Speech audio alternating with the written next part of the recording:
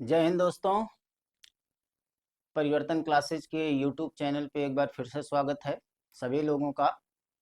आज हम लोग फिर से करंट अफेयर्स के अगले टॉपिक पे आ गए हैं और आज का हमारा विषय है असम में घुसपैठ समस्या। इस समय भारत की राजनीति में कई तरह के मुद्दे उछल रहे हैं और उनमें पॉपुलर मुद्दा इस समय जो उछल रहा है वो असम में घुसपैठ की समस्या है। असम के मुख्यमंत्री तो को पहचान रहे होंगे, हेमंता बिस्वा शर्मा। इन्होंने कुछ बयान दिया है अभी हाल ही में और उस बयान को लेकर सत्ता पक्ष और विपक्ष में तीखी बहस चल रही है। अभी हाल ही में कुछ दिन पहले असम के बरपेटा जिले में 28 लोगों को गिरफ्तार किया गया और उनको डिटेंशन सेंटर में भेज दिया गया है। इस मामले को लेकर असम में जो मुस्लिम स्टूडेंट यूनियन है उसके जो अध्यक्ष हैं उन्होंने धमकी दिया है असम के मुख्यमंत्री को कि हम इस पे आंदोलन करेंगे, क्योंकि जिन लोगों को गिरफ्तार किया गया और डिटेंशन सेंटर में भेजा गया है वो भारतीय हैं, उनका मानना है। और इसीलिए उनको विदेशी करार नहीं दिया जा सकता, उनको डिटेंशन सेंटर में नहीं भेजा जाना चाहिए था। तो डिटेंशन सेंटर क्या है? ये एक प्रकार का जेल होता है जिसमें घुसपैठियों को रखा जाता है। तो उस पे आगे हम लोग बात करेंगे। तो आज का हमने जो विषय चुना है वो असम में घुसपैठ समस्या है। ये घुसपैठ की समस्या आज की नहीं है, भारत लंबे समय से घुसपैठ की समस्या से जूझ रहा है।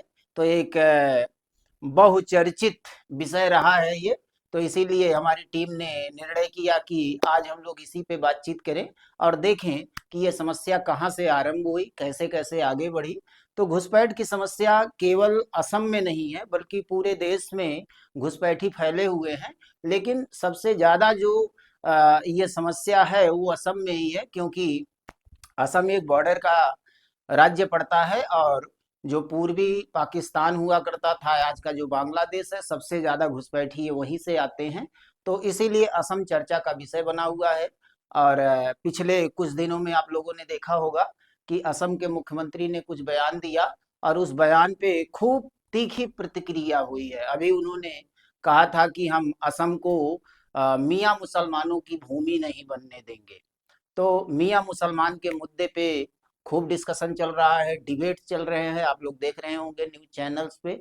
तो ये डिबेट्स क्यों हो रहे हैं और ये मियाँ मुसलमान कौन है, इन सब पे हम लोग बात करेंगे।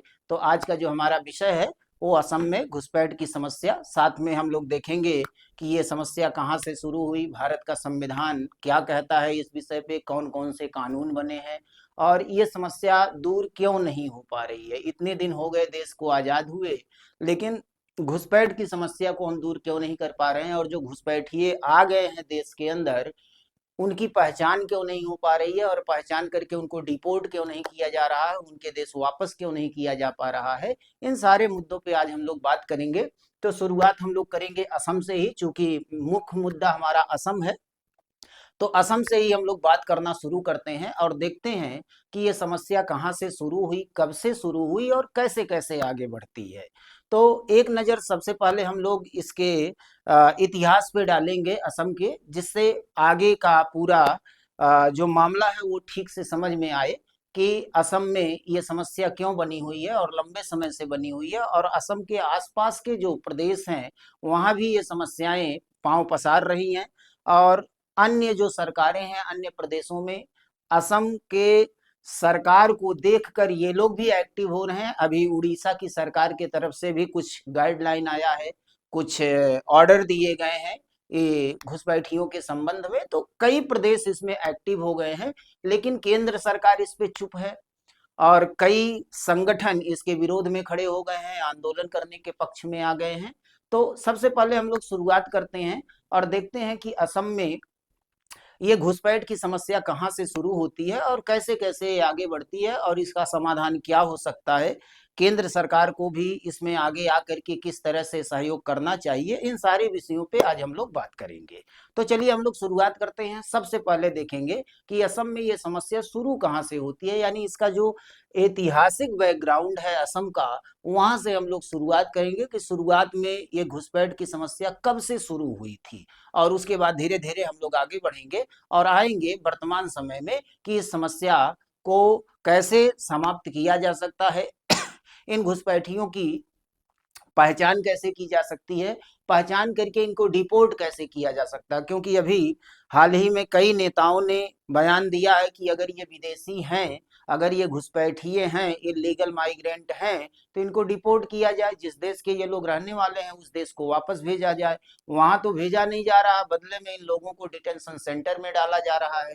तो ये प्रक्रिया ठीक नहीं है, मानवाधिकारों के खिलाफ है। और कुछ मुस्लिम संगठनों ने तो यहाँ तक कहा है कि ये हेमंता सरकार ही मुस्लिम विरोधी सरकार है। तो इस तरह की क्रिया प्रतिक्रिया चल रही है, तो मामला एक कंट्रोवर्शियल मामला है।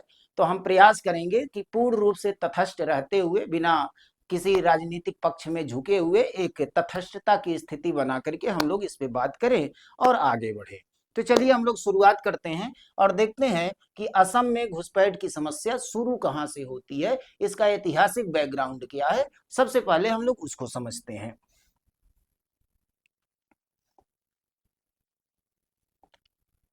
चलिए शुरुआत में हम लोग देखेंगे इसको, एक पॉइंट्स के माध्यम से हम लोग समझते हैं। अगर शुरुआत में हम लोग देखेंगे तो 1826 ईस्वी को, ये वो समय है जब भारत गुलाम था, ब्रिटिश ईस्ट इंडिया कंपनी का शासन हुआ करता था उस समय ब्रिटिश ताज का भी शासन नहीं था, क्योंकि ताज का शासन 1857 की क्रांति के बाद आरंभ होता है। तो उस समय कंपनी का शासन हुआ करता था।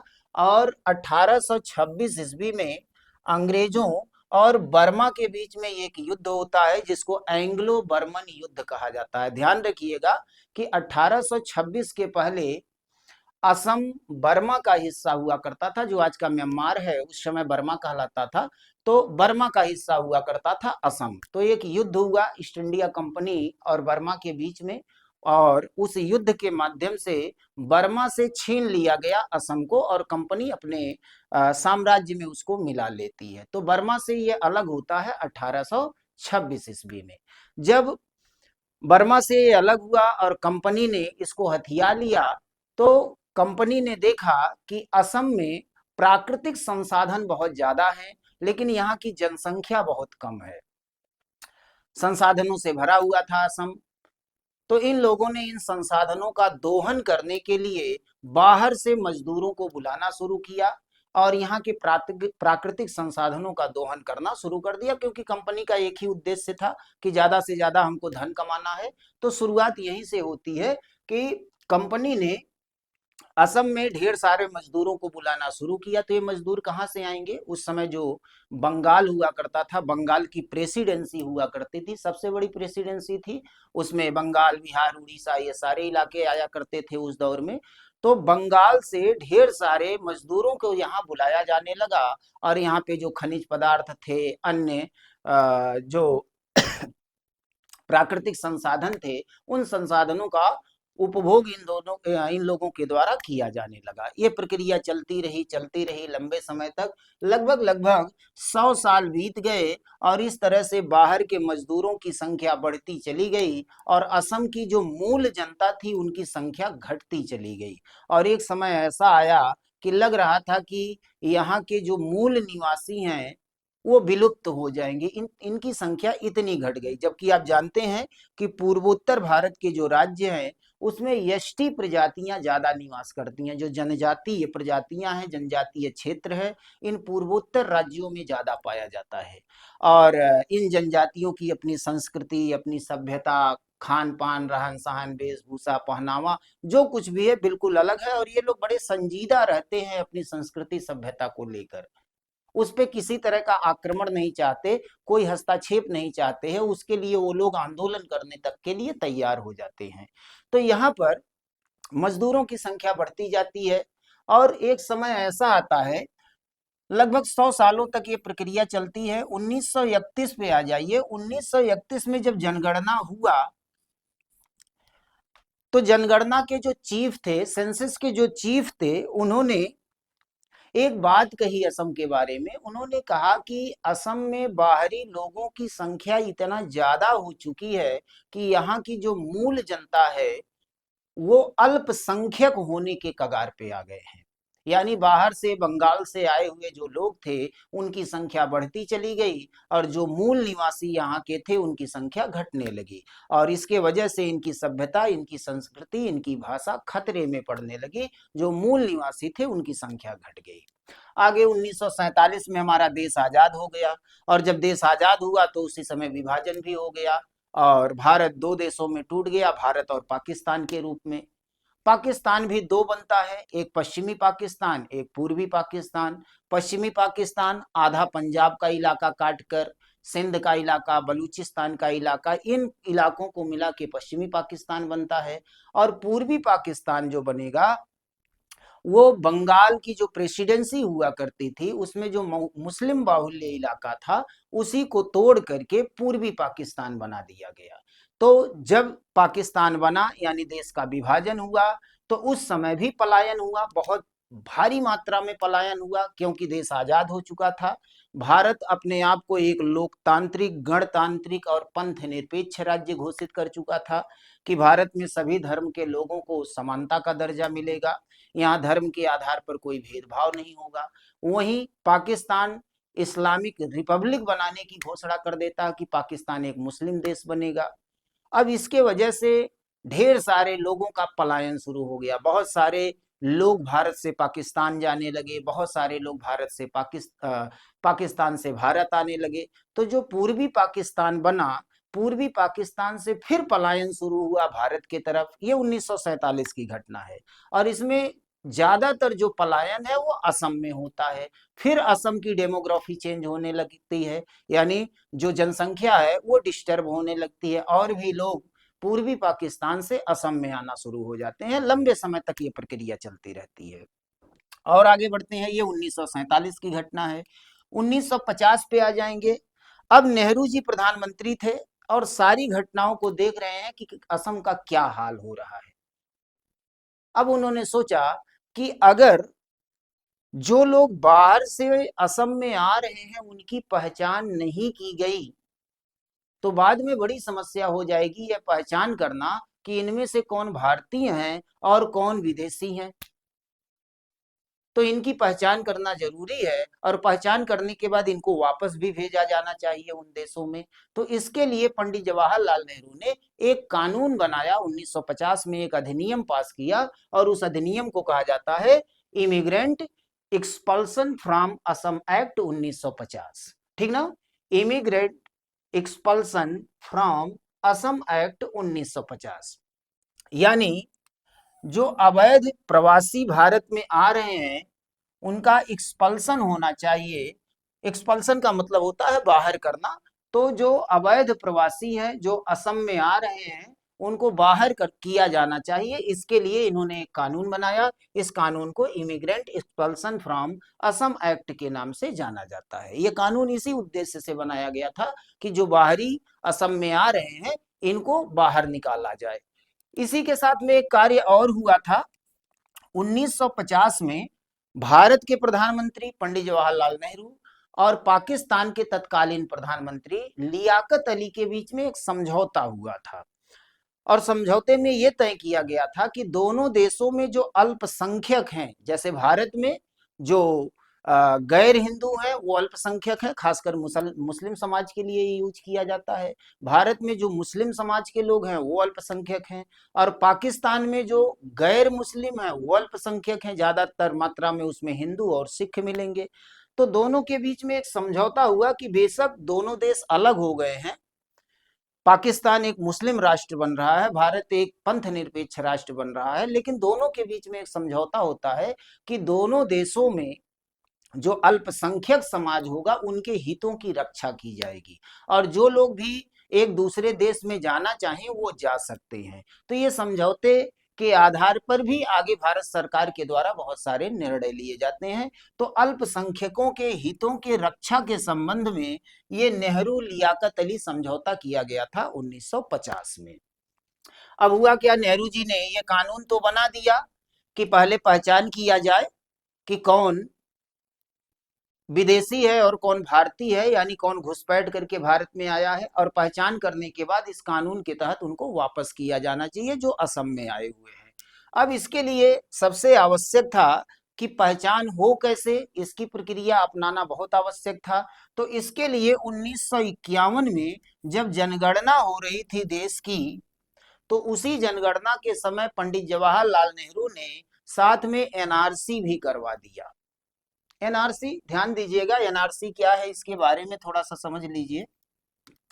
NRC national register for citizenship, यानी भारतीय नागरिकता रजिस्टर इसको कहा जाता है। यह एक प्रक्रिया होती है, जैसे जनगणना होती है, जनगणना में बहुत सारे आंकड़े इकट्ठे किए जाते हैं हर परिवार का, उसी तरह से एनआरसी के माध्यम से ये पता लगाया जाता है कि कौन सा व्यक्ति इंडियन है और कौन सा व्यक्ति इंडियन नहीं है। यानी उसमें आंकड़ों के आधार पर यह देखा जाता है, उससे कुछ प्रूफ मांगा जाता है, प्रॉपर्टी के कागजात, आधार कार्ड तो उस समय नहीं हुआ करता था, उस समय और जो अन्य पहचान पत्र होते थे उसके आधार पे ये पता लगाया जाता था कि वो व्यक्ति भारतीय है या बाहर से चल करके भारत में घुसपैठ किया हुआ है। तो ये एनआरसी के माध्यम से इसका पता लगाया जाता है। तो सबसे पहली बार स्वतंत्र भारत में जो एनआरसी को अपनाया गया वो पंडित जवाहरलाल नेहरू के द्वारा अपनाया गया। 1951 में जब जनगणना हो रही थी, उसी समय पंडित जवाहरलाल नेहरू ने एनआरसी भी करवा लिया, लेकिन ये एनआरसी चोरी से कराया गया था।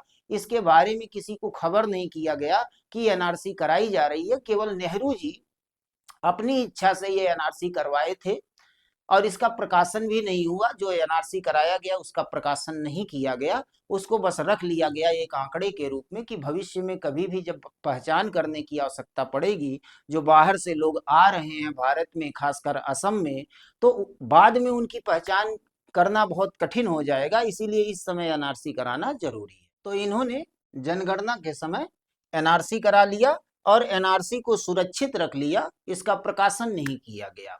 अब आगे क्या हुआ, आगे देखिए, जब पूर्वी पाकिस्तान और पश्चिमी पाकिस्तान बना तो पश्चिमी पाकिस्तान ने उर्दू भाषा को अपना राष्ट्रीय भाषा घोषित कर दिया, लेकिन पूर्वी पाकिस्तान के लोग बांग्ला बोलते थे, तो दोनों के बीच में विरोधाभास उत्पन्न हो गया और भाषा को लेकर के आंदोलन छिड़ गया।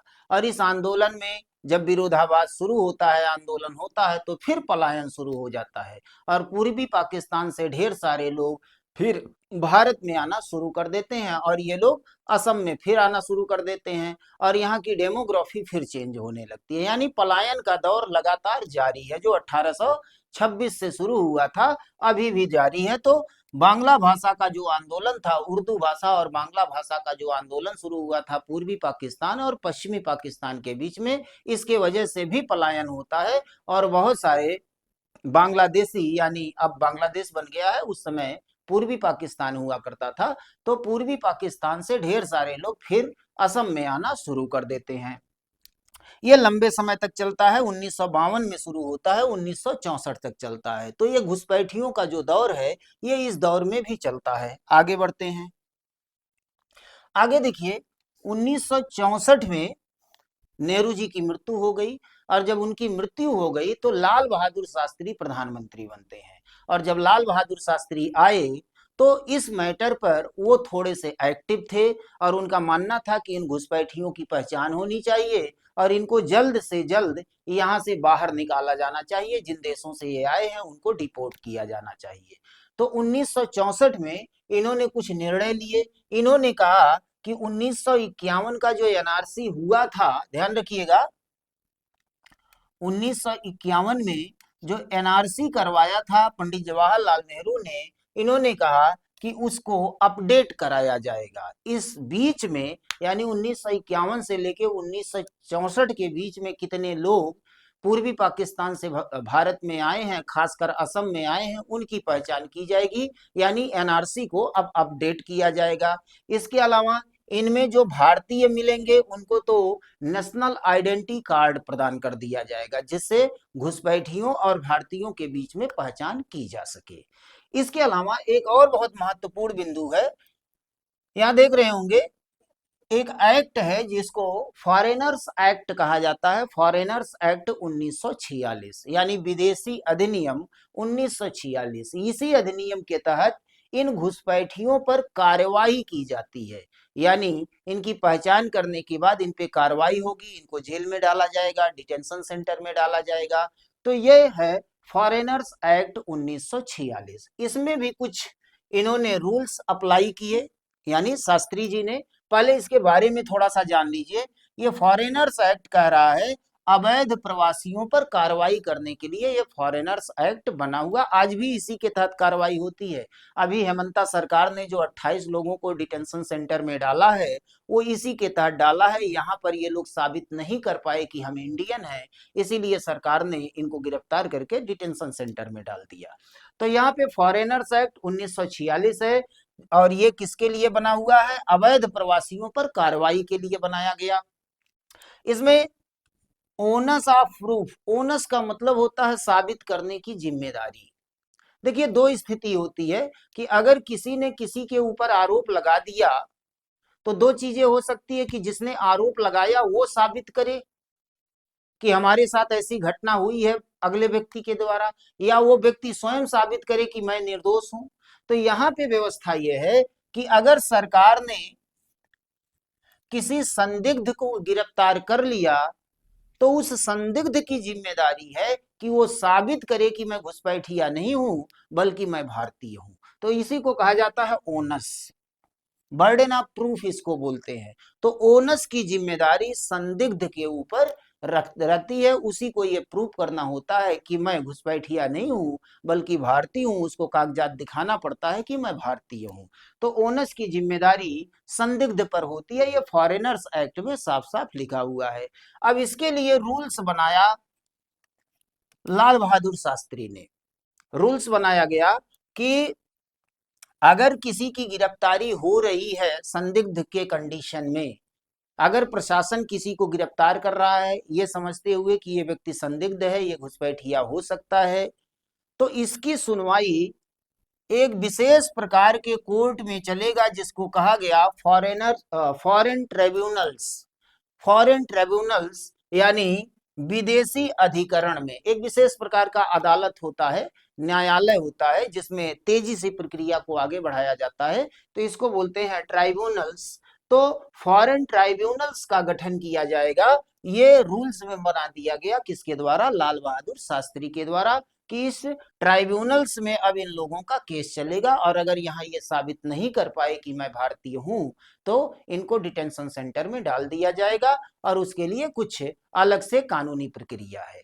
तो ये 1964 का रूल बन गया, किसके लिए? 1946 के एक्ट के लिए। इसी के तहत घुसपैठियों पर कार्रवाई की जाती है, आज भी इसी के तहत कार्रवाई की जाती है। तो ये दोनों आपको याद रखना है, एक फॉरेनर्स एक्ट है 1946 का और 1964 में शास्त्री जी ने इसके लिए रूल्स बनाया कि फॉरेन ट्राइब्यूनल्स बनाया जाएगा, विदेशी अधिकरण बनाया जाएगा, एक विशेष प्रकार का न्यायालय होगा और इसी न्यायालय में इनकी सुनवाई की जाएगी। यहाँ इनको साबित करना पड़ेगा, ओनस की जिम्मेदारी उनकी होगी।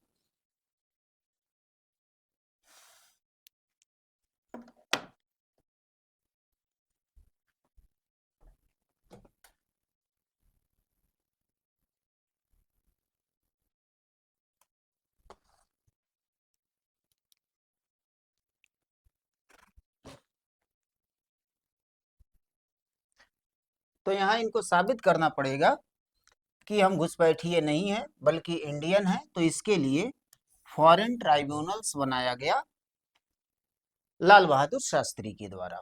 और आगे बढ़ते हैं, ये 1964 का है। 1965 में भारत पाकिस्तान युद्ध हो गया और इस युद्ध में भी पूर्वी पाकिस्तान से बहुत सारे लोग भारत में पलायन किए और उसमें से ज्यादातर लोग असम में आकर बस गए, फिर डेमोग्राफी यहाँ की चेंज होने लगी। 1971 में फिर भारत पाकिस्तान युद्ध हुआ और इसी युद्ध के माध्यम से एक नया देश बना जो पूर्वी पाकिस्तान था, वह बांग्लादेश के रूप में परिवर्तित हो जाता है। शेख मुजीबुर रहमान जिनकी अगुवाई में मुक्ति वाहिनी सेना बनी थी और भारत के सहयोग से एक नए देश का निर्माण हो जाता है जो बांग्लादेश के रूप में आता है।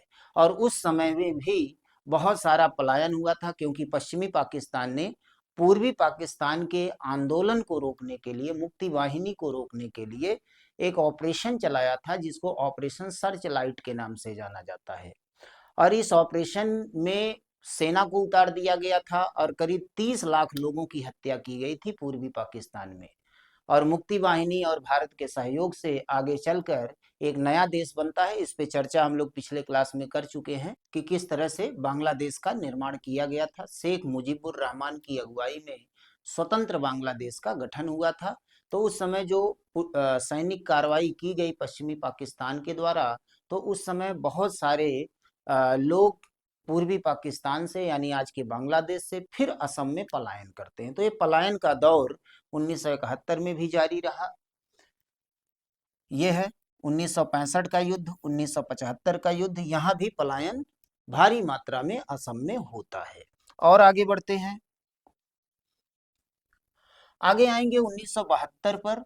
तो 1972 में इंदिरा गांधी और शेख मुजीबुर रहमान के बीच में एक समझौता होता है और इस समझौते में तय किया जाता है कि 25 मार्च 1971 के बाद जिस दिन ऑपरेशन सर्चलाइट शुरू किया गया था पाकिस्तान के द्वारा बांग्लादेशियों पर, वही डेट रखा गया है।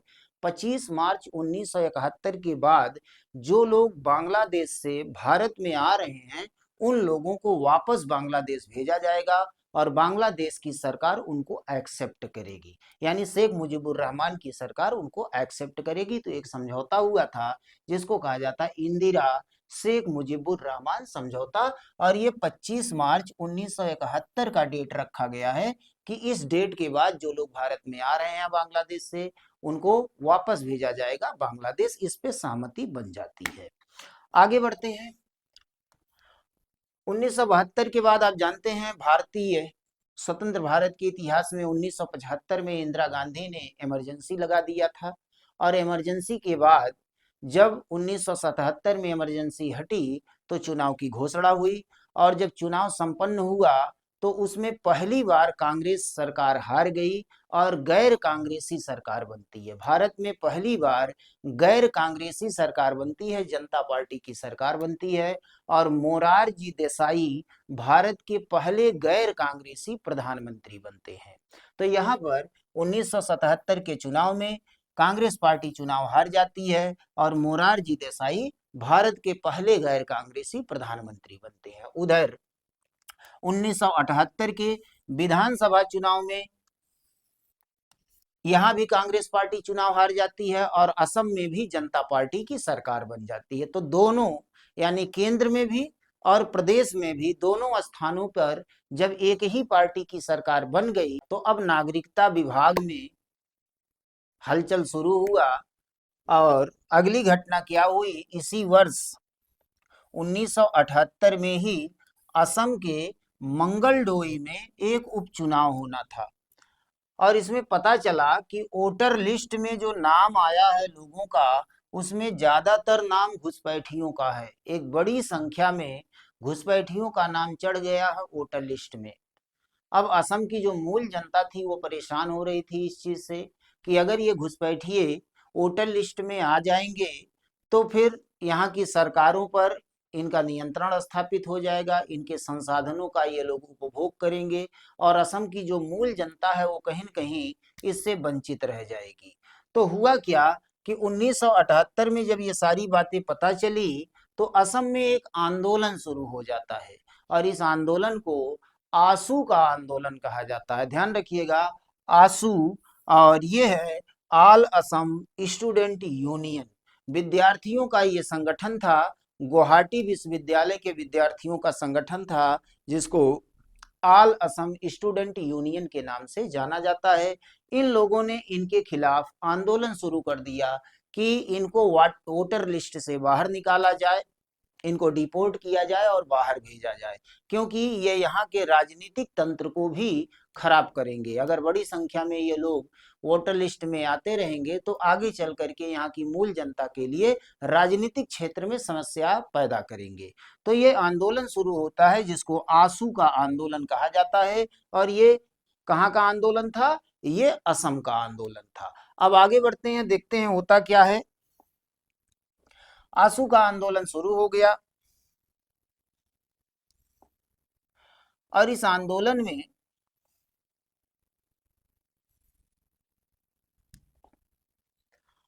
ऑल असम स्टूडेंट यूनियन ने सरकार के सामने कुछ मांग रखा, और ये मांग क्या था, इसको ट्रिपल डी के नाम से जानते हैं, ट्रिपल डी। यहाँ डी का मतलब है, पहले डी का मतलब है डिटेंशन, यानी ऐसे लोगों को गिरफ्तार किया जाए, इनकी पहचान की जाए, इनको गिरफ्तार किया जाए, जो घुसपैठिए हैं, बाहर से आए हुए लोग हैं। डिलीशन, डिलीशन का मतलब यहाँ है कि वोटर लिस्ट से इनका नाम हटाया जाए, जो वोटर लिस्ट में इनका नाम आ गया है, भारतीय राजनीति को जो इन्फ्लुएंस कर रहे हैं, खासकर असम की राजनीति को जो डिस्टर्ब कर रहे हैं, इनको डिलीट कर दिया जाए, वोटर लिस्ट से इनका नाम हटा दिया जाए। और तीसरा डी है डिपोर्टेशन, यानी इनको डिपोर्ट किया जाए, इनको बाहर भेजा जाए, जिस देश से ये लोग आए हैं वहां पे इनको वापस कर दिया जाए। बांग्लादेशी घुसपैठिए थे तो इनको बांग्लादेश को वापस किया जाना चाहिए। तो ये ट्रिपल डी की मांग थी आशू आंदोलन की। इसको डिटेंशन, डिलीशन और डिपोर्टेशन के नाम से जाना जाता है, ट्रिपल डी के नाम से जाना जाता है। अब देखिए आगे की घटना क्या है, आगे देखिए दिसंबर 1979 ईस्वी में फिर से चुनाव की घोषणा हो गई केंद्र में। आप जानते हैं मोरारजी देसाई प्रधानमंत्री बने तो थे, जनता पार्टी के तरफ से प्रथम गैर कांग्रेसी प्रधानमंत्री बने थे, लेकिन वो सरकार चल नहीं पाती है। चौधरी चरण सिंह ने समर्थन वापस ले लिया था, सरकार गिर गई। फिर चौधरी चरण सिंह को मौका दिया गया सरकार बनाने के लिए, लेकिन चरण सिंह अपना बहुमत साबित नहीं कर पाए, और जिसके वजह से आगे चुनाव की घोषणा हो जाती है। और इस चुनाव की घोषणा में फिर से दोबारा कांग्रेस पार्टी की सरकार बन जाती है, यानी इंदिरा गांधी फिर से प्रधानमंत्री बन जाती हैं। इंदिरा गांधी जो 77 का चुनाव हार गई थी इमरजेंसी के कारण, ये दोबारा भारत की प्रधानमंत्री बन जाती हैं, कांग्रेस पार्टी की सरकार बन जाती है। और जब कांग्रेस पार्टी की सरकार बनी तो ध्यान रखिएगा कि जब ये चुनाव चल रहा था 1979 का, तो असम में आंदोलन और तेज हो गया। कारण ये था कि इन घुसपैठियों का नाम हटाया नहीं गया था वोटर लिस्ट से, और यही मांग था स्टूडेंट यूनियन का कि इनका नाम हटाया जाए, डिलीट किया जाए और फिर चुनाव कराया जाए। लेकिन ऐसा हुआ नहीं। इंदिरा गांधी इस चुनाव में, पुराने वोटर लिस्ट से जो चुनाव हो रहा था, इसमें असम में 14 लोकसभा सीटें थी, 14 एमपी का चुनाव होना था, लेकिन असम स्टूडेंट यूनियन ने इतना दबाव बनाया कि हम यहाँ चुनाव होने नहीं देंगे। असम में आंदोलन को तेज कर दिया जब तक कि इनका नाम डिलीट नहीं किया जाएगा वोटर लिस्ट से। 14 सीटों पर चुनाव होना था, लेकिन लोग नामांकन ही नहीं दाखिल कर पाए, और अंततः केवल 2 सीटों पर चुनाव हो पाया। आंदोलन इतना तेज हो गया कि किसी की हिम्मत नहीं हो रही थी कि नामांकन पत्र दाखिल कर दे। तो 14 सीटों में से केवल 2 सीटों पर चुनाव हो पाया था, लेकिन चुनाव तो हुआ पूरे देश में, और इंदिरा गांधी प्रधानमंत्री भी बनी। और इंदिरा गांधी जैसे ही प्रधानमंत्री बनी, उन्होंने असम के सरकार को बर्खास्त करवा दिया और असम में राष्ट्रपति शासन लगवा दिया। यानी 1980 से 1983 तक असम में राष्ट्रपति शासन रहा। जो जनता पार्टी की सरकार चल रही थी, उस सरकार को हटा दिया गया राष्ट्रपति शासन के माध्यम से। अब क्या होगा, आंदोलन फिर भी नहीं थम रहा था, तो इंदिरा गांधी ने एक प्रयास किया कि असम स्टूडेंट यूनियन के साथ बातचीत किया जाए और इस आंदोलन को समाप्त करवाया जाए। तो दोनों के बीच में एक बातचीत होती है। अब देखते हैं कि इसमें, हाँ यहाँ पे आ जाइए, 1983 में आशू संगठन जो विद्यार्थियों का संगठन था और केंद्र सरकार के बीच में एक बातचीत होती है, और इसमें आशू के तरफ से 3 लोगों ने हिस्सा लिया था। इसमें एक नाम है प्रफुल्ल कुमार महंत का, दूसरा नाम है भीगू कुमार फूकन का, और तीसरा नाम है विराज कुमार शर्मा का। ये स्टूडेंट यूनियन के अध्यक्ष हुआ करते थे, तो इन्होंने इसकी अगुवाई किया। और केंद्र सरकार के तरफ से इंदिरा गांधी जो कि प्राइम मिनिस्टर थी, और जैल सिंह जो उस समय होम मिनिस्टर हुआ करते थे, इनके बीच में एक वार्तालाप होता है। मांग क्या था, आशू संगठन का मांग था कि जो 1951 का एनआरसी कराया गया था चुपके से पंडित जवाहरलाल नेहरू के द्वारा, उसी को आधार बनाया जाए, और उसके बाद जितने भी लोग भारत में आए हैं घुसपैठ करके, यानी 1951 से लेकर इधर 1983 तक जितने भी लोग भारत में आए हैं घुसपैठ के माध्यम से उनकी पहचान की जाए और उनको वापस भेजा जाए, जिससे असम में मूल निवासी सुरक्षित हो सके। लेकिन इंदिरा गांधी इसके पक्ष में नहीं थी।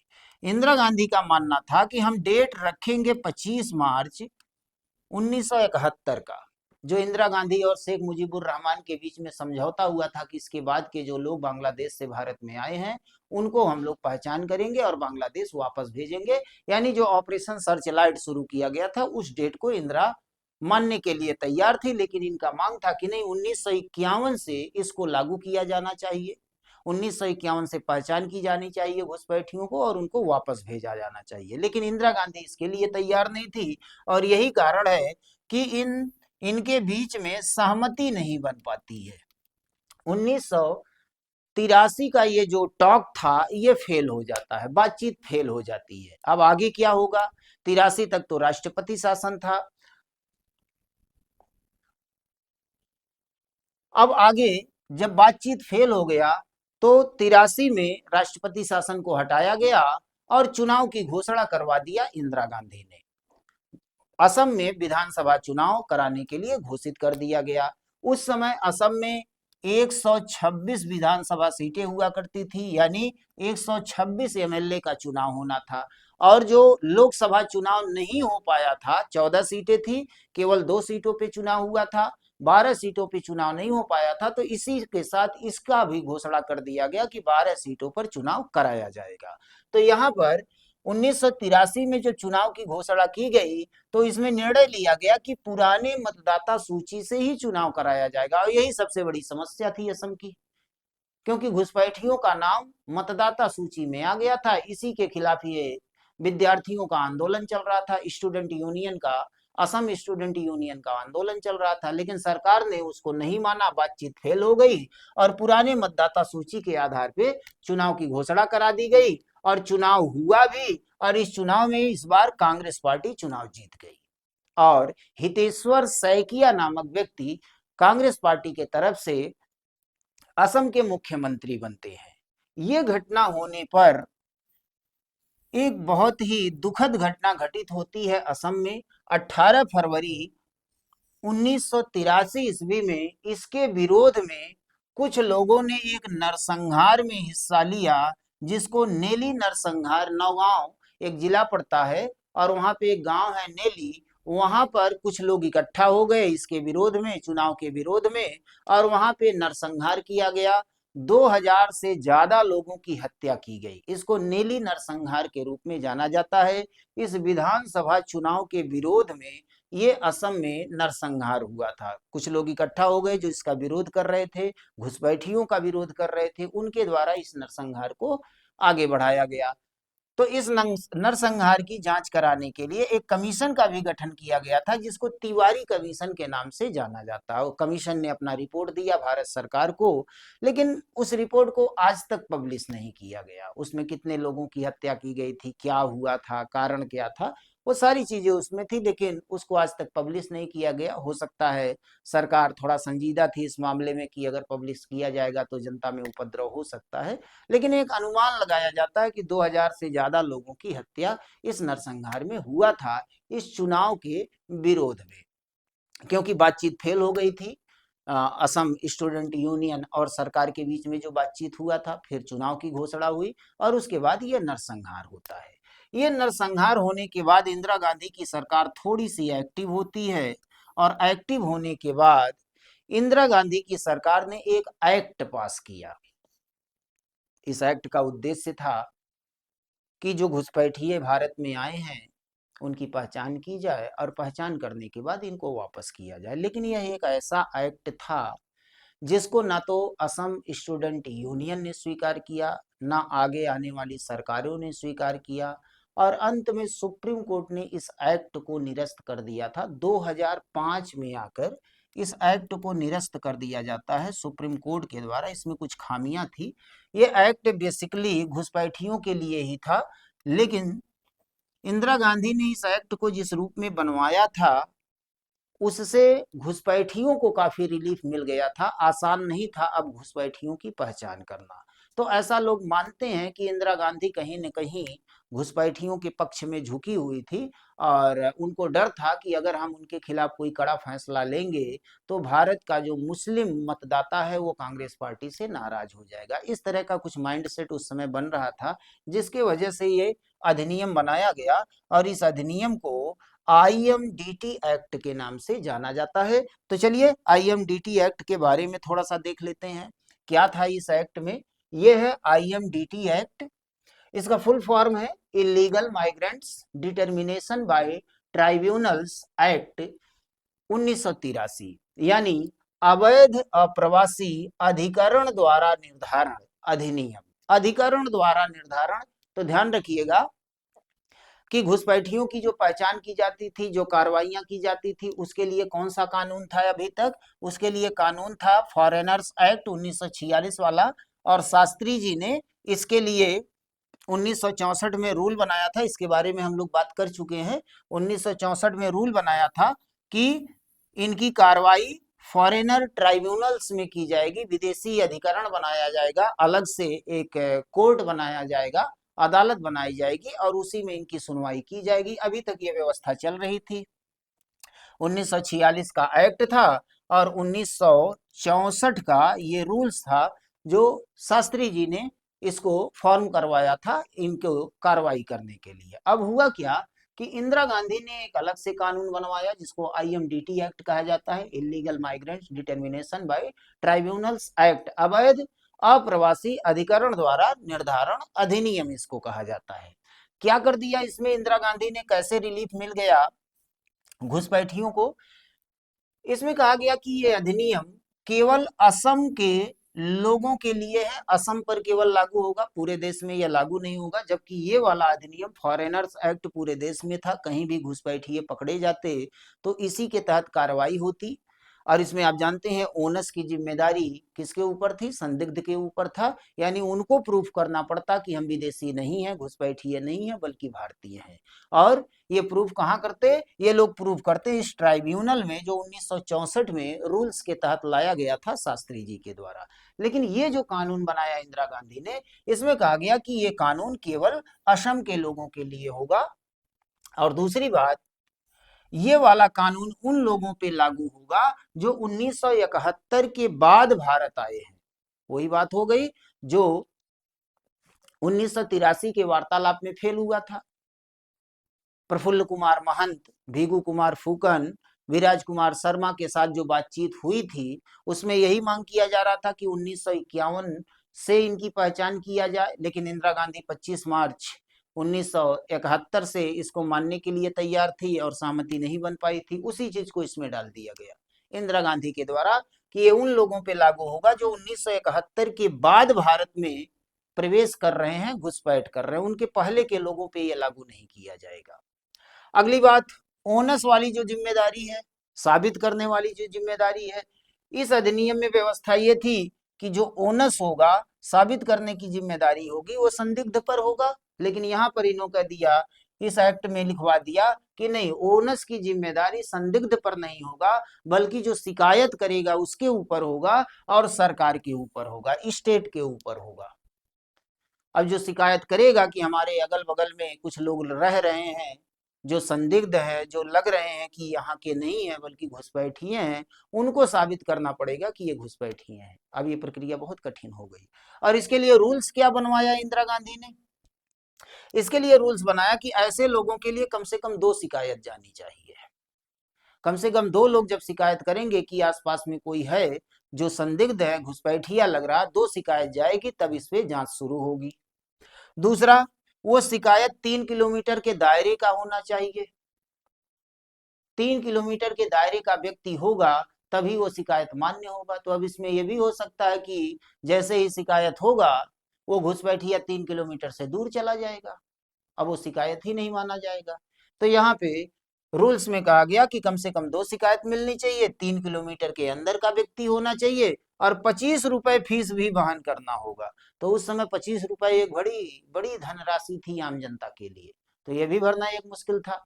इसके अलावा अब तलाशी नहीं की जा सकती उनके घरों में जो संदिग्ध हैं, उनको डिटेन नहीं किया जा सकता, यानी गिरफ्तार नहीं किया जा सकता। तो ये सारी बातें इस IMDT एक्ट के तहत इंदिरा गांधी लेकर के आई, जबकि देश में इसके लिए पहले से कानून मौजूद था। 1946 वाला और 1964 का रूल्स था, लेकिन इन्होंने नया कानून फॉर्म किया और उसके लिए रूल्स बना दिए। हालांकि बाद में चलकर 2005 में सुप्रीम कोर्ट ने इस एक्ट को खारिज कर दिया। कई आधारों पे त्रुटियां पाई सुप्रीम कोर्ट ने और इस एक्ट को खारिज कर दिया कि जब एक कानून ऑलरेडी है तो दूसरे कानून की आवश्यकता क्यों है, और एक ही देश में दो दो कानून क्यों चलेगा। बाकी पूरे देश के लिए ये एक्ट है तो असम के लिए ये एक्ट क्यों होगा। लेकिन उतने समय के लिए ये कानून लागू कर दिया गया। अब इससे जो आंदोलनकारी थे वो और नाराज हो गए और जो घुसपैठिए थे वो खुश हो गए। उनको मौका मिल गया कि अब हमको साबित नहीं करना है, सरकार साबित करे, वो शिकायतकर्ता साबित करे कि हम घुसपैठिए हैं। अब आगे क्या हुआ, ये 1983 की घटना है। आगे देखते हैं, आगे चलते हैं। आप जानते हैं कि पंजाब की समस्या शुरू हो गई थी उसी दौर में, और पंजाब में खालिस्तान की मांग होने लगी थी। जनरल सिंह भिंडरावाला का मामला आप सुने होंगे, खालिस्तान की मांग के, उसमें इन्वॉल्व हो गई इंदिरा गांधी। अंत में एक ऑपरेशन चलाया गया, उस ऑपरेशन के माध्यम से आतंकवादियों को मारा गया। अमृतसर के स्वर्ण मंदिर में भारतीय सेना को घुसना पड़ा, जिससे भारत के सिख नाराज हो गए और अंततः 1984 में इंदिरा गांधी की हत्या हो गई। और जब इंदिरा गांधी की हत्या हो गई तो उनके पुत्र राजीव गांधी प्रधानमंत्री बने, और जब वो प्रधानमंत्री बने और चुनाव हुआ तो इस चुनाव में प्रचंड बहुमत मिलता है राजीव गांधी को। आज तक इतना बड़ा बहुमत किसी भी प्रधानमंत्री को नहीं मिला था। लोकसभा चुनाव हुए और इस लोकसभा चुनाव में 411 सीटें प्राप्त होती हैं राजीव गांधी को। कांग्रेस पार्टी की प्रचंड बहुमत की सरकार बनती है इंदिरा गांधी के मृत्यु के बाद। अब क्या हुआ, राजीव गांधी आते ही उनके सामने दो प्रकार की समस्याएं थी। एक पंजाब की समस्या थी और दूसरा असम की समस्या थी। तो असम की समस्या को दूर करने के लिए राजीव गांधी ने फिर बातचीत करना शुरू किया असम स्टूडेंट यूनियन के साथ, और ये बातचीत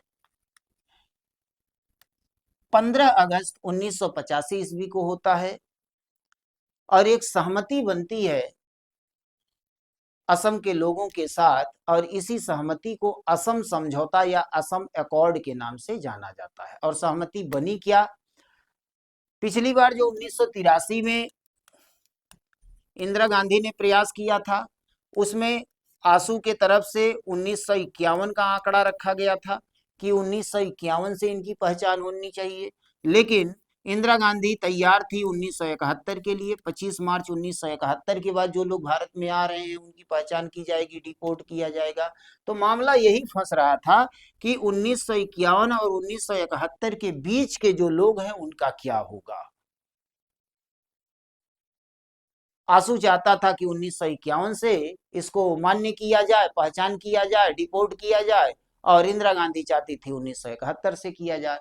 तो असम समझौते में राजीव गांधी ने बीच का रास्ता निकाला। उन्होंने कहा ना तो 1951 और ना 1971, एक बीच का रास्ता उन्होंने निकाला, और वो बीच का रास्ता था 1966 का। ना 51 मानेंगे ना 71 मानेंगे, हम 1966 पे चलते हैं। और इस समझौते में 3 कैटेगरी बनाई गई। कहा गया कि 1966 के पहले जो लोग भारत में आ चुके हैं उनको हम घुसपैठिया नहीं मानेंगे, उनको हम भारतीय का दर्जा देंगे, यानी भारत का नागरिक उनको माना जाएगा। बीच का रास्ता निकाला जा रहा है। तो 1 जनवरी 1966 के पहले जो लोग भारत में आ चुके हैं, बेशक वो बांग्लादेशी हैं, कहीं से भी बाहर से आए हैं, उनको हम असम का नागरिक मानेंगे, भारत का नागरिक मानेंगे। दूसरा, 1966 से लेके 1971 के बीच में जो लोग आए हैं, सबसे पेचीदा मुद्दा यही था। 1966 से लेके 1971 के बीच के जो लोग हैं उनको हम मतदाता सूची से हटाएंगे। यही मांग ही था आसू का, आसू संगठन का यही मांग था, मतदाता सूची से हटाया जाए। तो इसमें कहा गया इनको हम मतदाता सूची से हटा देंगे, लेकिन इनको हम अभी विदेशी नहीं मानेंगे। इनको फॉरेनर रजिस्ट्रेशन एक्ट 1939 के तहत रजिस्ट्रेशन कराना होगा, और रजिस्ट्रेशन कराने के बाद 10 साल भारत में रहना होगा, और 10 साल जब ये लोग निवास कर लेंगे तो फिर इनको हम भारत का नागरिक मान लेंगे, और इनको मतदाता सूची में फिर से जगह मिल जाएगा। तो ये दूसरा खंड है इसका। पहले खंड में तो कोई जांच नहीं होगी, वो भारत के नागरिक हैं। 1966 के पहले जो लोग भारत आ चुके हैं वो भारतीय हैं, उनको विदेशी घुसपैठिया नहीं माना जाएगा। 1966 से 1971 के बीच के जो लोग हैं उनको रजिस्ट्रेशन कराना पड़ेगा। फॉरेनर रजिस्ट्रेशन एक्ट 1939 के तहत पंजीकरण कराना पड़ेगा, और पंजीकरण कराने के बाद 10 साल तक वो भारत में रहेंगे तो उनको भारत का नागरिक मान लिया जाएगा, मतदाता सूची में भी उनका नाम आ जाएगा। और अंतिम में 25 मार्च 1971, वही इंदिरा गांधी वाला, 25 मार्च 1971 के बाद जो लोग घुसपैठ कर रहे हैं भारत में, उनके साथ कोई वरीयता नहीं दी जाएगी। उनके साथ वही होगा जो आसू का मांग था, ट्रिपल डी का, यानी उनको डिटेन किया जाएगा, गिरफ्तार किया जाएगा, मतदाता सूची से उनका नाम डिलीट किया जाएगा, और अंत में उनको वापस उस देश भेजा जाएगा, यानी डिपोर्ट किया जाएगा। तो इस पे चल करके सहमति बन जाती है असम के स्टूडेंट संगठन और सरकार के बीच में। इसी समझौते को असम समझौता या असम एकॉर्ड के रूप में जाना जाता है। चलिए, ये समझौता तो हो गया, लेकिन अब आवश्यकता ये थी कि ये जो तीनों कैटेगरी बनाई गई है, इसमें पहचान करना कौन भारतीय है कौन घुसपैठिया है। इसके लिए सबसे आवश्यक था कि जल्दी से जल्दी एनआरसी कराई जाए। वही एनआरसी जो हमने शुरुआत में बताया कि इसी के माध्यम से ये पहचान की जाती है कि कौन विदेशी है और कौन घुसपैठिया है। एक एनआरसी पंडित जवाहरलाल नेहरू ने कराया था 1950-51 में। उसके बाद शास्त्री जी ने रूल्स बनाया कि इसके तहत कार्रवाई होगी, उसको अपडेट कराया एनआरसी को। अब यहाँ पे कहा गया कि जल्दी से जल्दी इसका एनआरसी करा लिया जाए जिससे इस असम एकॉर्ड को लागू किया जा सके। लेकिन आवश्यकता ये थी कि ये जो समझौता है इसको कानूनी रूप प्रदान कर दिया जाए। तो कानूनी रूप प्रदान करने के लिए एक संशोधन किया जाता है। अब उस संशोधन को देख लेते हैं पहले। हाँ, यहाँ आ जाते हैं। 1985 असम विधानसभा चुनाव होते हैं। अच्छा, एक चीज और ध्यान रखिएगा कि 1985, इसकी बात हम बाद में करेंगे, पहले इसकी बात कर लेते हैं। 1985 में असम समझौते को लागू करने के लिए CAA 1985 आता है। इसके बारे में अगर आप जानते हैं तो ठीक है, नहीं तो थोड़ा सा इसके बारे में समझ लीजिए। ये CAA क्या है? अभी CAA 2019 भी आया था और इस पे एक आंदोलन भी हुआ था। अगर आप लोग न्यूज के संपर्क में रहे होंगे तो देखे रहे होंगे, लॉकडाउन के ठीक पहले CAA 2019 आया था और इसके लिए देश में एक आंदोलन चला था जिसको शाहीन बाग का आंदोलन कहा जाता है। तो बेसिकली ये CAA है क्या, इसका फुल फॉर्म क्या बनता है? सिटीजनशिप अमेंडमेंट एक्ट, नागरिकता संशोधन अधिनियम। ये नागरिकता संशोधन अधिनियम क्या है? इसके लिए थोड़ा सा मूल में आपको जाना पड़ेगा। आप जानते हैं कि भारत के संविधान का जो दूसरा भाग है, इस दूसरे भाग में अनुच्छेद 5 से लेके अनुच्छेद 11 तक नागरिकता के संबंध में उपबंध किए गए हैं। अनुच्छेद 11 में भारत के संसद को यह शक्ति दी गई है कि नागरिकता के संबंध में कोई नया कानून बना सकती है या कानून में संशोधन कर सकती है। तो हुआ क्या कि 1950 में संविधान लागू हुआ और 1955 आते आते नागरिकता के संबंध में कुछ समस्याएं उत्पन्न होने लगी और उसके लिए, उन समस्याओं को दूर करने के लिए भारतीय संसद ने एक कानून पास किया अनुच्छेद 11 का प्रयोग करते हुए, और उस कानून को नागरिकता अधिनियम 1955 के नाम से जाना जाता है। नागरिकता अधिनियम 1955। और इसी अधिनियम में 5 प्रकार से नागरिकता देने की बात की गई, जो वर्तमान समय में भी चल रहा है। नागरिकता के संबंध में सारे उपबंध इसी अधिनियम में है, नागरिकता अधिनियम 1955 में।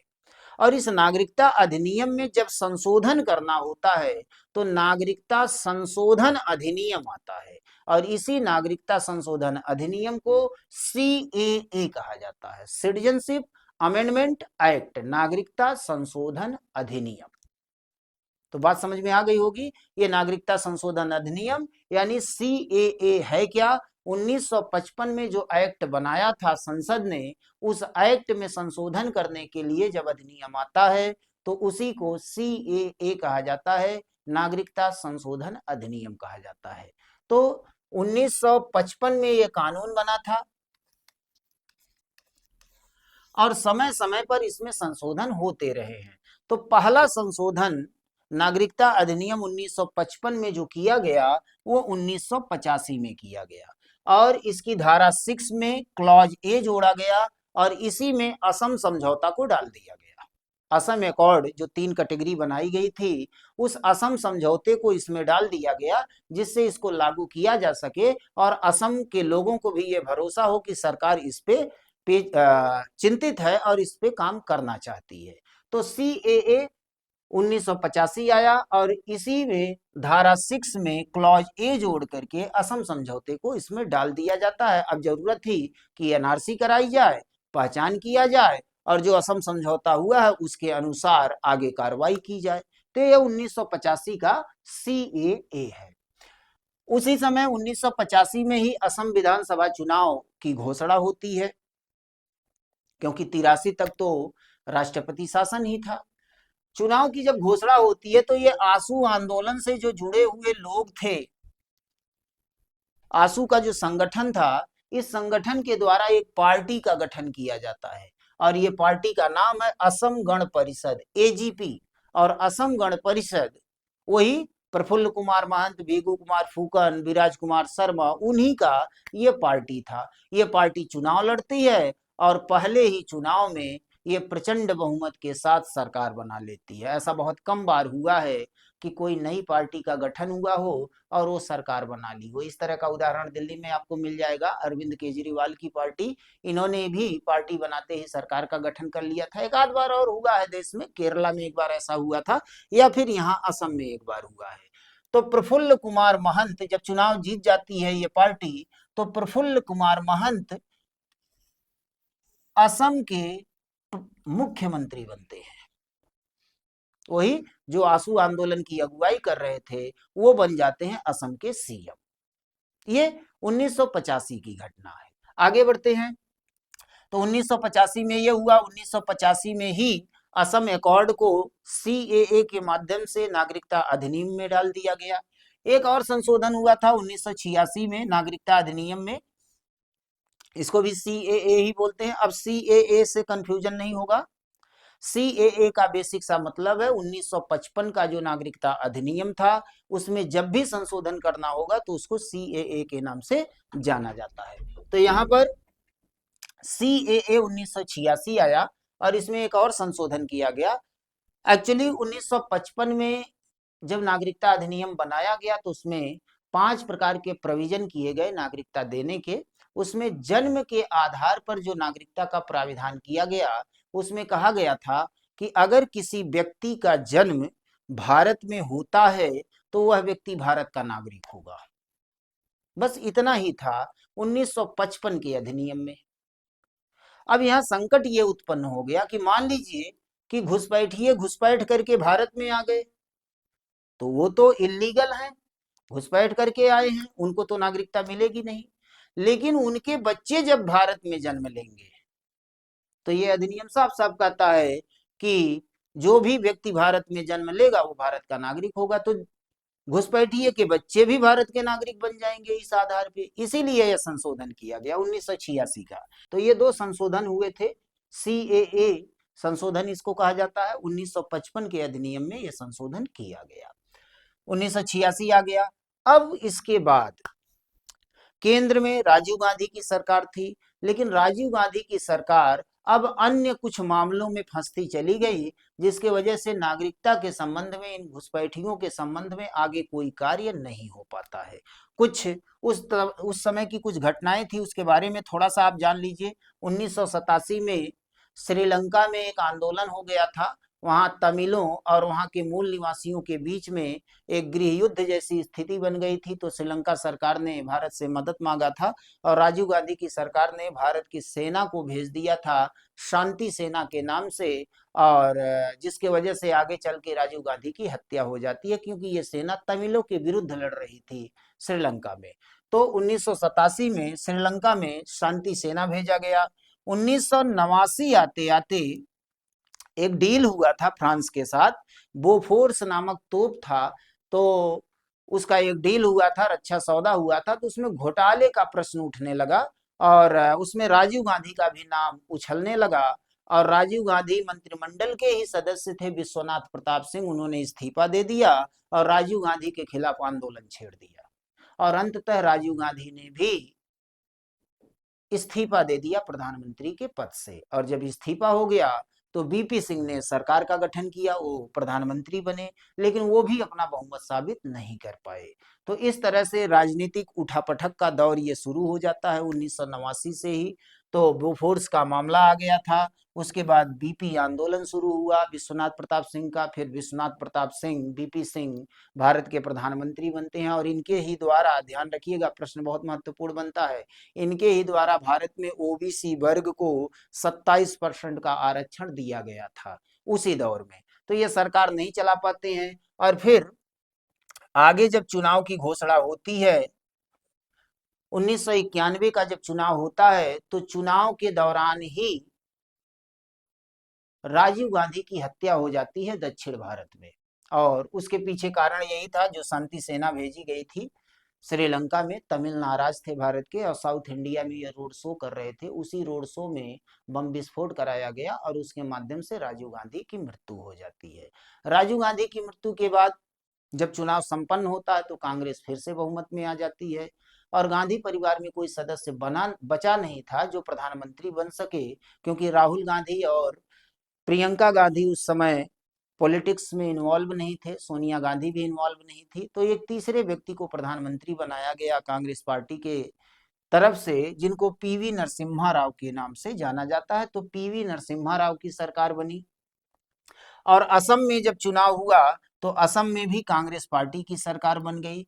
तो कांग्रेस पार्टी इस घुसपैठ वाले मुद्दे पे, नागरिकता वाले मुद्दे पे ज्यादातर चुप ही रहना पसंद करती थी। तो जब तक इनकी सरकार थी तब तक इस नागरिकता वाले मामले पर, असम वाले मामले पे कुछ आगे विशेष कार्य नहीं हो पाया। आगे एक काम हुआ था 1992 में, फिर से सीएए लाया गया था और सीएए के माध्यम से, यानी वही नागरिकता में संशोधन, सीएए के माध्यम से एक और परिवर्तन किया गया था। वंश के आधार पे जो नागरिकता का प्राविधान था, तो उसमें व्यवस्था अभी तक ये था कि अगर किसी बच्चे का जन्म किसी दूसरे देश में होता है और उसका पिता भारत का नागरिक है तो वो बच्चा भी भारत का नागरिक माना जाएगा। माता पक्ष को इसमें नहीं रखा गया था, तो उसी को इसमें जोड़ दिया जाता है 1992 के सीएए के माध्यम से। और इसमें जोड़ दिया गया कि अगर किसी बच्चे का जन्म विदेश में होता है तो वो बच्चा भारत का नागरिक होगा अगर जन्म के समय उसके माता या पिता में से कम कोई एक भारत का नागरिक हो। तो ये 1992 का सीएए था, जो असम से रिलेटेड नहीं था बल्कि वंशावली के आधार पर नागरिकता से संबंधित था। आगे बढ़ते हैं। 1992 के बाद कई सरकारें बनी गिरी और उठापटक का दौर बना रहा। अटल बिहारी वाजपेयी 3 बार सरकार बनाए, एक बार 13 दिन के लिए सरकार बनी, एक बार लगभग 1 साल तक सरकार चलाए, लेकिन सरकार चल नहीं पाई और अंततः 1998 में फिर जब चुनाव हुआ तो अटल बिहारी सरकार बनाते हैं और फिर भारतीय जनता पार्टी की सरकार अगले 5 वर्षों तक चलती है। और उसी बीच में असम में भी चुनाव हो गया था, यानी 1996 में जब चुनाव हुआ फिर से असम में, तो एजीपी की सरकार फिर से बन गई। एजीपी याद है, वही आंसू आंदोलन जो चल रहा था उसी के द्वारा बनाया गया जो पार्टी था वही एजीपी था, असम गण परिषद। तो 1996 में असम गण परिषद की सरकार बन गई, लेकिन अभी केंद्र में सरकार अस्थाई नहीं थी। केंद्र में सरकार अस्थाई होती है 1998 में। तो अब दोनों जगहों पर एक जैसी पार्टी का सरकार था। असम गण परिषद भी चाहता था कि नागरिकता वाले मुद्दे पे, घुसपैठ वाले मुद्दे पे काम होना चाहिए और इधर बीजेपी की सरकार बन गई, ये लोग भी इसके पक्ष में थे। तो 96 से लेकर 2001 तक ये सरकार चलने वाली थी एजीपी की और ये 98 से लेकर 2004 तक ये सरकार चलती। तो यहाँ बीच में 98 से लेकर के 2001 तक यानी 3 वर्षों तक ये समय था कि दोनों पार्टियां एक ही विचारधारा की थी। तो 3 वर्षों में कुछ काम होना था इस क्षेत्र में और काम हुआ भी। अटल बिहारी वाजपेयी की जब सरकार बनी तो उन्होंने कुछ महत्वपूर्ण निर्णय लिए। ये निर्णय क्या थे, ये 3 पॉइंट्स यहाँ बनते हैं, ये 3 पॉइंट्स यहाँ बनते हैं, इसको समझना जरूरी है। पहला पॉइंट है, सन 2000 ईस्वी में अटल बिहारी वाजपेयी की सरकार ने पासपोर्ट एक्ट में संशोधन किया। अब पासपोर्ट एक्ट में क्या संशोधन हुआ उसके बारे में आगे बात करेंगे। दूसरा कार्य जो हुआ, 2003 में फिर से सीएए आया, यानी नागरिकता अधिनियम 1955 में फिर से संशोधन किया गया, और 2004 में फॉरेनर्स एक्ट में संशोधन किया गया। वही फॉरेनर्स एक्ट जो 1946 का था और जिस पर 1964 में शास्त्री जी ने रूल्स बनाया था, ट्राइब्यूनल्स बनाने के लिए रूल्स बनाया था, अधिकरण बनाया जाएगा और जांच की जाएगी और घुसपैठियों को डिटेन किया जाएगा, ओनस की जिम्मेदारी घुसपैठियों पर होगी। तो ये 3 महत्वपूर्ण कार्य किए गए अटल बिहारी वाजपेयी की सरकार के द्वारा, क्योंकि दोनों सरकारें एक विचारधारा पे चल रही थी। उसी दौरान 2005 में सुप्रीम कोर्ट ने आईएमडीटी एक्ट को भी खारिज कर दिया, जिसके बारे में हमने बात किया था। 1983 में इंदिरा गांधी ने आईएमडीटी एक्ट बनाया था फॉरेनर्स एक्ट के समानांतर, तो उसको खारिज कर देता है सुप्रीम कोर्ट। अब चलिए देख लेते हैं ये पासपोर्ट एक्ट में क्या संशोधन हुआ, 2003 में क्या हुआ और 2004 में क्या हुआ। यहाँ देखिए, पासपोर्ट एक्ट की अगर आप बात करोगे तो भारत में पासपोर्ट एक्ट 2 है। एक है पासपोर्ट एक्ट 1967। इस पासपोर्ट एक्ट में वो तरीके बताए गए हैं कि किस तरह से आप अपना पासपोर्ट बनवा सकते हैं। भारत में किसी भी नागरिक को अगर अपना पासपोर्ट बनवाना है तो इसी पासपोर्ट एक्ट के तहत सारी प्रक्रिया पूरी की जाती है। और एक दूसरा पासपोर्ट एक्ट है, इसको passport entry into India act के नाम से जाना जाता है। Passport entry into India act 1920। तो ये 1920 का एक्ट है और इसमें व्यवस्था क्या है कि अगर कोई विदेशी जो पासपोर्ट के साथ भारत में एंट्री करता है, अगर उसके पासपोर्ट में कोई कमी है, उसका पासपोर्ट गलत तरीके से बना है या फर्जी पासपोर्ट लेकर के वो भारत में एंट्री कर लेता है, तो उसके ऊपर कार्रवाई का प्राविधान है। तो पहले ये प्राविधान ये था कि इसमें 3 माह तक की सजा का प्राविधान था, लेकिन अटल बिहारी सरकार ने इसको थोड़ा और कठोर कर दिया और इसमें 5 वर्ष के सजा का प्राविधान कर दिया। यानी गलत पासपोर्ट लेके अगर कोई आएगा, जांच होगी, भारत में एंट्री करेगा तो उसके ऊपर कार्रवाई होगी और 5 वर्ष तक की सजा हो सकती है। तो सन 2000 ईस्वी में अटल बिहारी वाजपेयी की सरकार ने पासपोर्ट एक्ट में संशोधन कर दिया। दूसरा है 2003 का सीएए। इसमें क्या हुआ, 2003 में जो सीएए आया, इसमें क्या संशोधन किया गया, वही नागरिकता अधिनियम 1955 में सीए लाया गया है। तो अभी तक व्यवस्था क्या थी, अभी तक व्यवस्था यही थी कि अगर कोई भी बच्चा भारत में जन्म लेता है तो वह भारत का नागरिक होगा। 86 में जोड़ा गया कि उसके जन्म के समय माता या पिता में से कम कोई एक भारत का नागरिक होना चाहिए, जिससे कोई घुसपैठिए का बच्चा भारत का नागरिक ना बन पाए। जो लोग घुसपैठ करके भारत में आए हैं पति पत्नी, वो तो अवैध हैं, लेकिन अगर उनसे किसी बच्चे का जन्म होता है तो वो वैध हो जाएगा। तो इसीलिए 1986 का सीए आया था कि माता पिता में से कोई एक भारत का नागरिक होना चाहिए, तो इस आधार पे वो छंट जाते। लेकिन अभी एक समस्या और है। मान लीजिए कि बांग्लादेशी घुसपैठियों में से कोई भारत में आया और भारत के किसी नागरिक से विवाह कर लिया, स्त्री या पुरुष। अगर स्त्री आई है तो पुरुष से विवाह कर लिया, पुरुष आया है तो स्त्री से विवाह कर लिया। अब उनसे जो बच्चा जन्म लेगा, तो अभी तक तो व्यवस्था यही है कि माता या पिता में से कोई भी अगर एक भारत का नागरिक है तो बच्चा भारत का नागरिक होगा। तो इस आधार पे तो उस घुसपैठिए का बच्चा भारत का नागरिक बन जाएगा। इसीलिए 2003 का सीए लाया गया और इसमें एक और क्लॉज जोड़ दिया गया। कहा गया कि अगर कोई बच्चा भारत में जन्म लेता है तो वो भारत का नागरिक होगा यदि माता या पिता में से कम कोई एक भारत का नागरिक हो, किंतु माता या पिता में से कोई भी भारत में घुसपैठिया नहीं होना चाहिए, अवैध प्रवासी नहीं होना चाहिए, इलीगल माइग्रेंट नहीं होना चाहिए।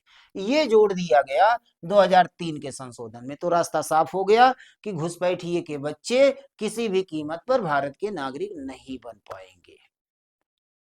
और इसके साथ ही इस सीएए में एनआरसी के लिए केंद्र सरकार को पावर दे दिया गया, इसके लिए रूल्स फॉर्म किए गए और रूल्स में जोड़ दिया गया कि केंद्र सरकार घुसपैठियों की पहचान करने के लिए एनआरसी की प्रक्रिया अपना सकती है और अपने हिसाब से रूल्स बना सकती है।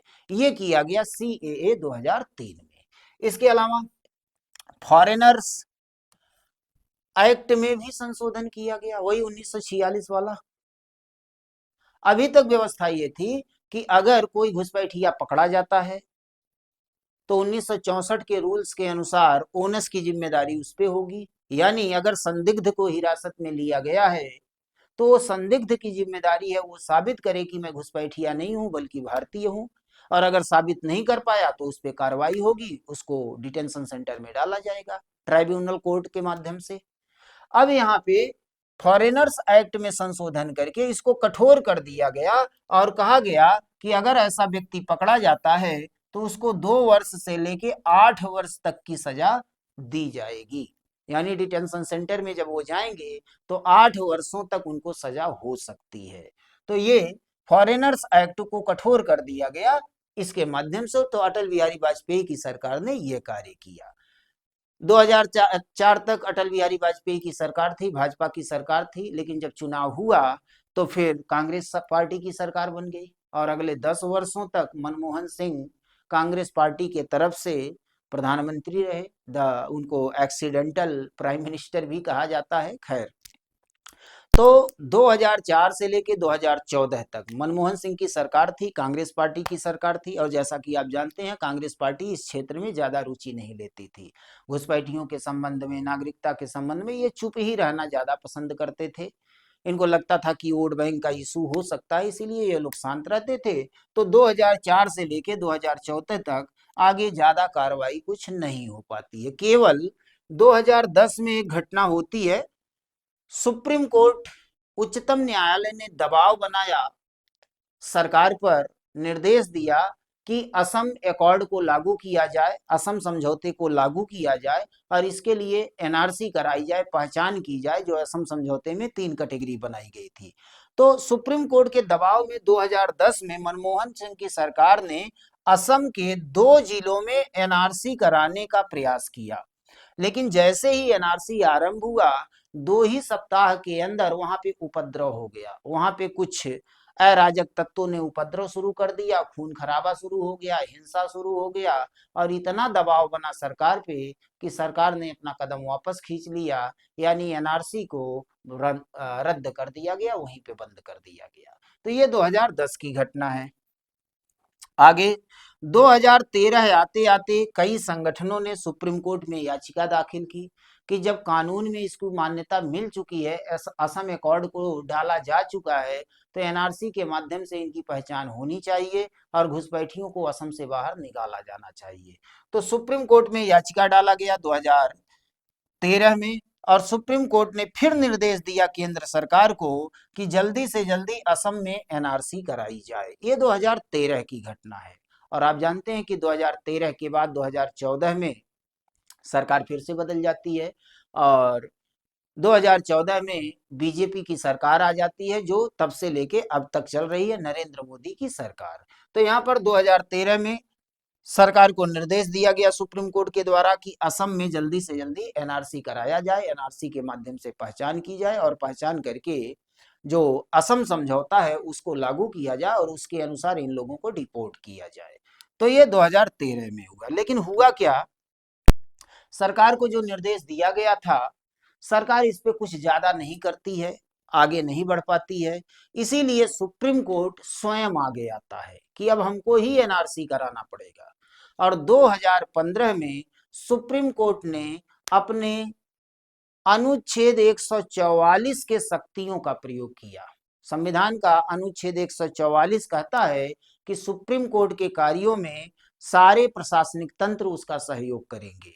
तो इस शक्ति का प्रयोग किया सुप्रीम कोर्ट ने और तय किया कि अब असम में हम स्वयं एनआरसी कराएंगे। तो 2015 से लेकर 2019 तक असम में सुप्रीम कोर्ट की निगरानी में एनआरसी की प्रक्रिया आरंभ हो गई और अंतिम जो रिजल्ट आया एनआरसी का वो 31 अगस्त 2019 को आया। 31 अगस्त 2019 को अंतिम प्रकाशन हुआ इस एनआरसी का, जो सुप्रीम कोर्ट के निर्देश में कराया गया। क्या हुआ इसमें, उसको भी समझ लेते हैं। इस एनआरसी में 3.3 करोड़ लोगों ने हिस्सा लिया।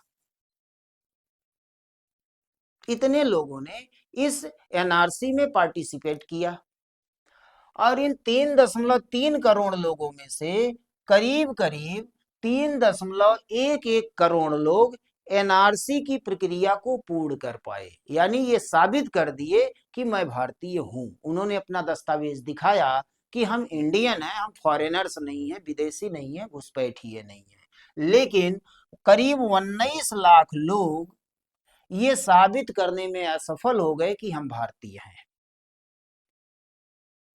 यानी इस आधार पे आप कह सकते हैं कि 19 लाख लोगों की पहचान की गई घुसपैठियों के रूप में, जबकि असम के लोगों का मानना था कि ये आंकड़ा 40 लाख के ऊपर जाएगा। लेकिन इस एनआरसी में लगभग 19 लाख लोग आते हैं, और उनमें भी 19 लाख लोगों में 12 लाख हिंदू आते हैं, जो बांग्लादेशी हिंदू थे। कुछ संगठनों को लगता था कि इसमें केवल मुस्लिम समाज के लोग आएंगे। जो बांग्लादेशी मियां मुसलमान हैं, जिसकी चर्चा अभी असम में चल रही है, अभी हेमंता बिस्वा शर्मा ने जो एक वक्तव्य दिया, उसमें उन्होंने कहा कि हम असम को मियां मुसलमानों की भूमि नहीं बनने देंगे। तो मियां मुसलमान जो है वो बांग्लादेशी मुसलमानों को कहा जाता है, वो उनका टाइटल है, तो उनको मियां मुसलमान कहा जाता है। तो यहाँ पर लोगों को ये आशा था कि करीब 40 लाख लोग पकड़े जाएंगे घुसपैठिए के रूप में, और वो बांग्लादेशी मुसलमान होंगे, लेकिन ऐसा हुआ नहीं। ये जो 19 लाख लोग पकड़े गए, इसमें 12 लाख लोग हिंदू थे जो बांग्लादेशी थे। अब जब ये प्रकाशन हुआ, ये अंतिम प्रकाशन जब आया, तो ज्यादातर लोगों ने इससे असहमति व्यक्त किया कि ये एनआरसी बहुत पारदर्शी तरीके से नहीं हुआ है, और फिर से आवश्यकता है एनआरसी कराने का। यहाँ तक कि तत्कालीन गृह मंत्री अमित शाह ने पार्लियामेंट में खड़े होकर बोल दिया कि हम पूरे देश में एनआरसी फिर से कराएंगे, और जब पूरे देश में एनआरसी होगा तो असम में भी एनआरसी कराई जाएगी।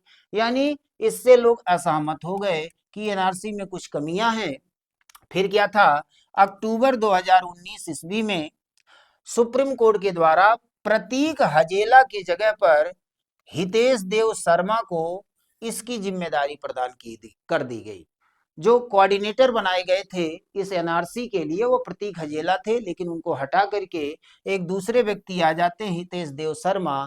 और उन्होंने जब इसका जांच किया तो कई स्थानों पे इसमें त्रुटियां मिली। इसमें कहा गया कि जब फॉरेनर्स ट्रिब्यूनल्स ने जिन लोगों को अवैध घोषित कर दिया है, उनको इस एनआरसी में वैध कैसे कर दिया गया। इस तरह की तमाम चीजें थी जिसमें अनियमितता देखने को मिली।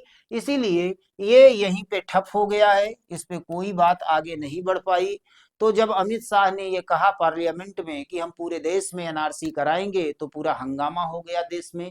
अंततः प्रधानमंत्री जी को खुद आना पड़ा, और उन्होंने कहा कि सरकार की ऐसी कोई योजना अभी नहीं है पूरे देश में एनआरसी कराने की।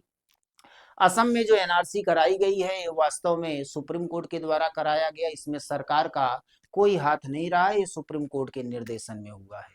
तो यहाँ तक की बात हो गई है। अब प्रश्न ये बनता है, अब वर्तमान की स्थिति क्या है। तो वर्तमान की स्थिति यही है कि वर्तमान समय में जो लोग भी घुसपैठिए के रूप में पकड़े जाएंगे, संदिग्ध के रूप में प्रशासन जिनको गिरफ्तार करेगा, उनके ऊपर जो भी कार्रवाइयां होंगी वो फॉरेनर्स एक्ट 1946 के तहत होगा। और 1964 का जो रूल्स है उसमें ट्राइब्यूनल्स बनेंगे, फॉरेन ट्राइब्यूनल्स, विदेशी अधिकरण बनेंगे। उसमें उनको साबित करना होगा कि मैं विदेशी नहीं हूँ, घुसपैठिया नहीं हूँ, भारतीय हूँ।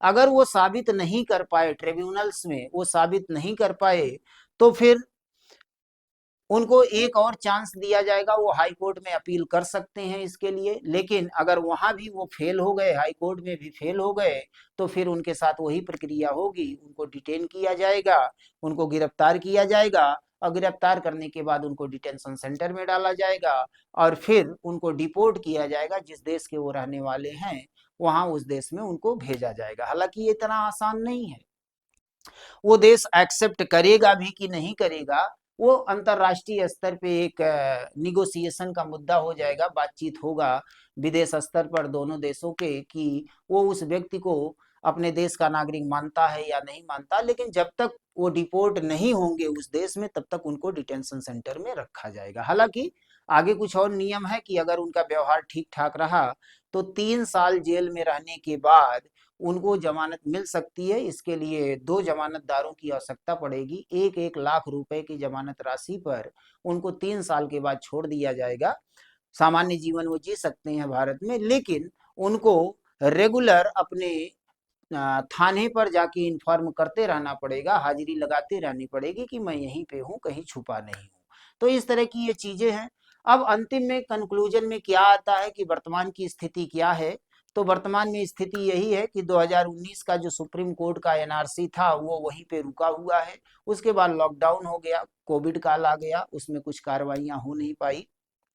केंद्र सरकार के द्वारा भी अभी इस तरह का कोई निर्णय नहीं लिया गया है कि देश में एनआरसी होगा कि नहीं होगा, या असम में एनआरसी कराई जाएगी या नहीं कराई जाएगी।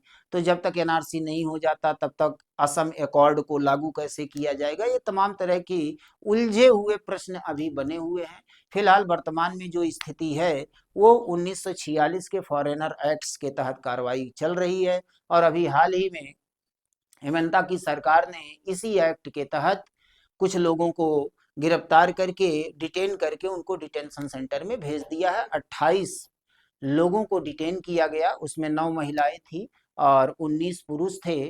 वो लोग फॉरेन ट्राइब्यूनल्स में ये साबित करने में असफल हो गए कि मैं भारत का हूँ, दस्तावेज नहीं दिखा पाए, इसीलिए उनको फॉरेनर्स एक्ट के तहत डिटेंशन सेंटर में डाला गया है। तो अब आगे स्थिति क्या बनेगी, वो केंद्र की सरकार और प्रदेश की सरकारों के द्वारा क्या निर्णय लिए जाएंगे, किस तरह से आगे एनआरसी कराया जाएगा और एनआरसी कराने के बाद कैसे पहचान होगी, और पहचान करने के बाद उनके ऊपर कैसे कार्रवाई की जाए। कार्रवाई का तो कानून वही है, फॉरेनर्स एक्ट है और 64 का रूल्स है, उसी के तहत कार्रवाई होगी। लेकिन सबसे महत्वपूर्ण बात यह है कि इनकी पहचान करना। तो पहचान करने के लिए एक ही तरीका है एनआरसी। जब तक एनआरसी नहीं होगा तब तक ये पता कैसे चलेगा कि आसाम में या पूरे देश में कौन भारत के लोग हैं और कौन विदेशी हैं। तो एनआरसी आवश्यक है, लेकिन ये सरकार की इच्छा शक्ति पर निर्भर करता है, सरकार कब एनआरसी कराएगी असम में। और उस एनआरसी के माध्यम से जब लोगों की पहचान हो जाएगी तो असम एकॉर्ड के तहत, जो कि कानून के रूप में फॉर्म हो चुका है 1985 में ही, तो उसके तहत किस तरह से कार्रवाई की जाएगी ये देखने वाली बात होगी, ये सरकारों का निर्णय होगा। तो आगे जैसे भी कोई निर्णय आता है तो उस पर आगे फिर हम लोग बातचीत करेंगे। तो आज का जो हमारा मुद्दा था असम में घुसपैठ समस्या और हेमंता सरकार की कार्रवाई, तो हम लोगों ने शुरू किया था कि असम कब वर्मा से अलग हुआ, किस किस समय में घुसपैठ हुआ है असम में, और किस तरह से कानूनी कार्रवाई की गई है, क्या क्या प्रक्रियाएं रही, भारतीय संविधान के कौन कौन से उपबंध इसमें इन्वॉल्व हैं, कौन कौन से कानून लाए गए बीच बीच में, किस तरह के रूल्स बनाए गए, ये तमाम चीजों को हम लोगों ने देख लिया। आपके एग्जाम के भी दृष्टिकोण से ये महत्वपूर्ण है।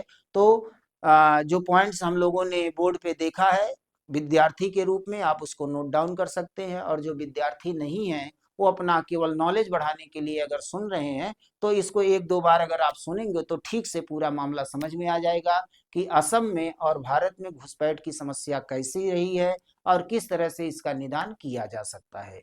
तो आज का क्लास हम लोग यहीं पे समाप्त करेंगे, और हर बार की तरह एक बार फिर से आप लोगों से बस वही एक पुराना रिक्वेस्ट है कि आप लोग इस चैनल को ज़्यादा से ज़्यादा सब्सक्राइब करिए, वीडियो को शेयर करिए, लाइक करिए, मैसेज करिए, और आगे आपका अगर कोई प्रश्न है इस मुद्दे पे तो आप मैसेज के माध्यम से उस प्रश्न को डाल सकते हैं। अगले वीडियो में उन प्रश्नों का जवाब आपको दे दिया जाएगा। इस घुसपैठ की समस्या से संबंधित, नागरिकता से संबंधित, मतलब इस मुद्दे से संबंधित कहीं भी कोई भी प्रश्न अगर आपके माइंड में बन रहा है तो उन प्रश्नों को आप मैसेज के माध्यम से डाल सकते हैं। तो आज का क्लास हम लोग यहीं समाप्त करते हैं। जय हिंद, जय भारत।